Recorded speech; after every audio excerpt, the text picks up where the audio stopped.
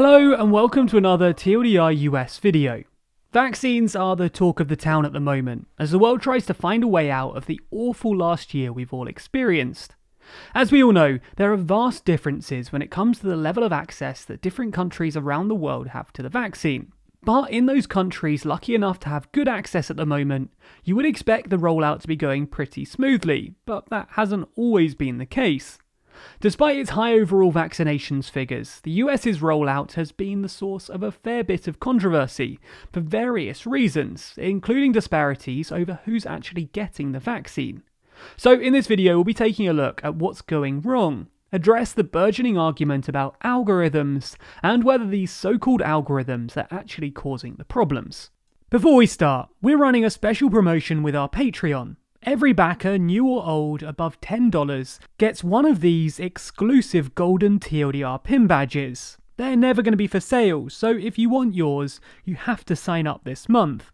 On top of the pin, you'll get all of your usual perks: early access to videos, thanks in videos, behind the scenes post, the ability to vote on topics, exclusive live events, and more. And the satisfying feeling of knowing that you're supporting independent, unbiased news content.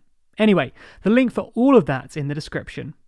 Like many rich nations, the US pre-ordered a lot of vaccine doses. It's currently signed for, including those it's already received, 600 million doses from two American companies, Pfizer and Moderna.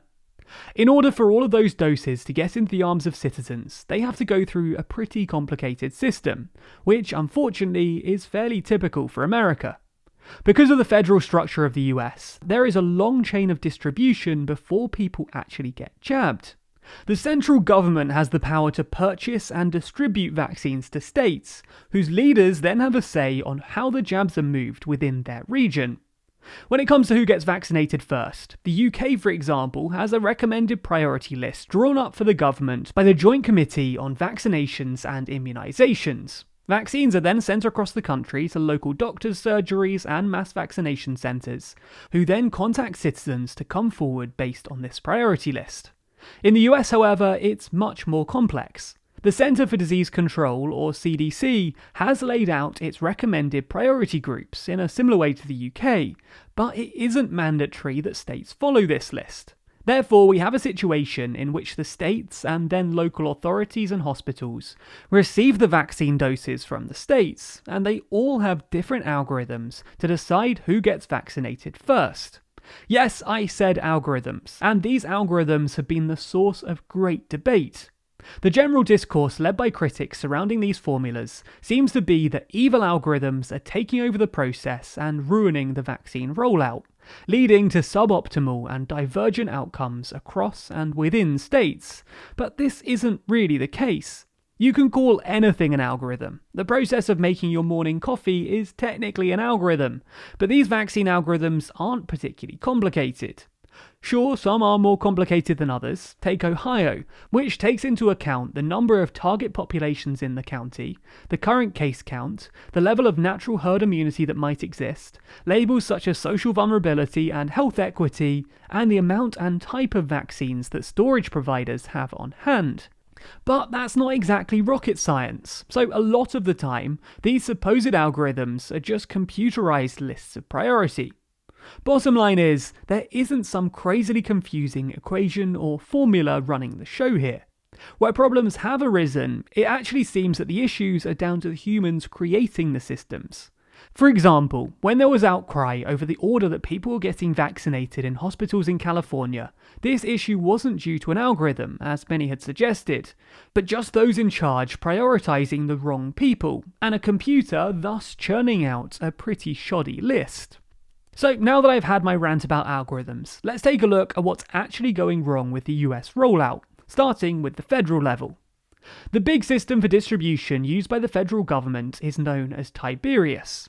Every week, this program just assigns each state and territory a proportion of the doses ready to be shipped, based on their adult populations. This is literally the algorithm, distributing vaccines based on population. It's nothing special. The problem in this case isn't the formula then. There are, however, various issues with Tiberius in its design and implementation. For example, the process is done weekly, making it very difficult for states to do any sort of organisation more than a week in advance. It also uses problematic census data, which means that it's possible not enough doses are being sent to certain areas, as groups such as undocumented immigrants and tribal communities are less well represented in such surveys. There's also the added problem that these groups could well be in more danger from COVID. There are also some instances of system-related issues, such as the wrong amounts being delivered or orders being cancelled, but more often, the problems at a federal level seem to be human-related. There also seem to be similar issues at a state level. Just to remind you, it's not up to the Trump or Biden administration to decide which individuals get jabbed. They can advise, as has been done through the CDC, but they can't force anything. In the words of one official at Health and Human Services, the federal government is running the algorithm, but the states make the decision as to where the doses go, and we will comply with their decision and get those doses to the final destination. Because individual states have authority for drawing up their own priority lists, large differences across the US have begun to emerge over when different people are vaccinated. All states are immunising care home residents and healthcare workers as a priority, but from there's major variations. At present, in a state such as Hawaii, those over 75 are eligible to be vaccinated, but it's also made the decision to vaccinate teachers at the same time, ahead of high-risk adults. Hawaii's approach is actually pretty in line with the CDC's advice. An example of a differing approach is Florida, who are vaccinating those over 65 and high-risk adults currently, but not teachers. The overall data for America's vaccination drive seems to show that it's doing pretty well though, but states are carrying out vaccinations at different rates. One bad example is Alabama, which has been one of the worst performing so far. It's seen a shortage of supply, its system that tells how many people have been jabbed doesn't work, and sometimes registered vaccination centres don't even exist. In contrast, there's Oklahoma. When they noticed that in a separate nursing home program being run from Washington, the state was receiving too many doses for the number of people it had in care homes, state leaders did something quickly and expanded their vaccine availability for the rest of the state. This quick comparison of the two shows why we're seeing such great disparity between states. This is similar to the way that different states have pursued different approaches to lockdowns throughout the pandemic, something we discussed in a recent video. Add to this the fact that the majority of states don't run their sign-up processes centrally, plus the additional problem of asking most elderly people to use technology, let alone faulty technology, and the state-by-state differences will only become enhanced.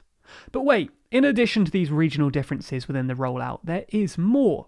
As is so often the case with the US and in the rest of the world, class and race disparities have infused their way into vaccine rollout. Poorer citizens and people of colour are statistically more likely to catch and die of COVID, so it's obviously very important that these groups are vaccinated as a priority. And if not a priority, the CDC guidelines don't list race in priority order, then at least at the same priority as other groups.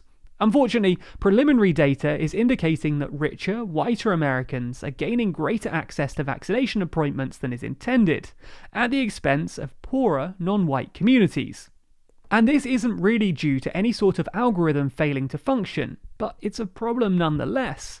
These are organisational failures, as well as issues with vaccine skepticism in certain communities, both things that need to be addressed urgently.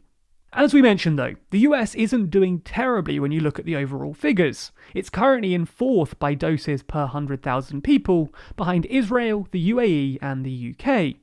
We've discussed the disparities across the US in the rollout, and ultimately this is such a big topic that it's important to get right, especially considering the dire situation with cases and deaths in the country.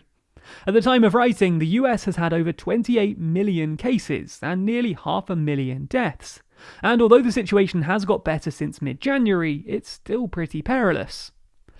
Most of the pandemic thus far has been under the watch of President Trump, but now there's a new sheriff in town, will the vaccination rollout improve? Well, the Biden administration is continuing to use the Tiberius system, and due to the nature of the US political structure, states and local authorities will continue to hold power over allocation. You would hope that over time, naturally, the system would become more efficient. And ultimately, there are only a few countries, at the top of whom Israel, who have pretty much nailed it so far. Anyway, Biden has laid out his vision for vaccine rollout from here forward. He's asking for $25 billion from Congress for manufacturing and distribution, as well as wanting to create 100 immunization centers.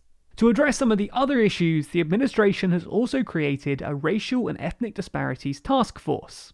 Ultimately, though, only time will tell whether this new approach will have the desired impact, but let's hope that it does. What do you think, though? Could more be done to increase the efficiency of rollout and reduce divergent outcomes? And will Biden actually change anything? Let us know in the comments below what you think of the current vaccination process in the US. Be sure to subscribe to the channel and hit the bell icon to be notified every time we release a new video.